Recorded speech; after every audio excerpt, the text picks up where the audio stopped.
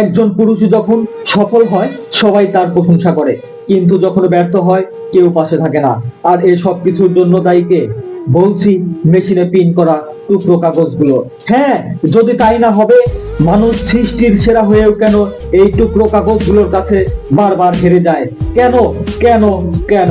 কারণ আমাদের দৈনন্দিন জীবনের চাহিদা, ভোগ বিলাসিতা, উচ্চ আকাঙ্ক্ষা, সমস্ত কিছুর নেতা এই টুকরো কাগজ।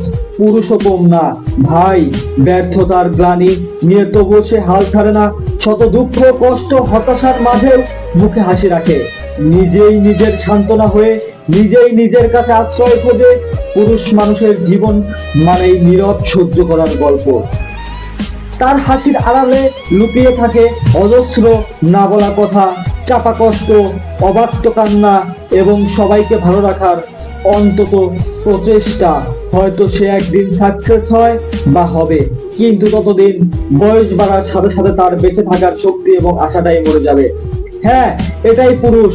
পুরুষ মানুষের জীবন একটা নীরব যুদ্ধ, যে যুদ্ধের সৈনিক হয়ে সে কখনো নিজের অস্তিত্বের দাবি করে না।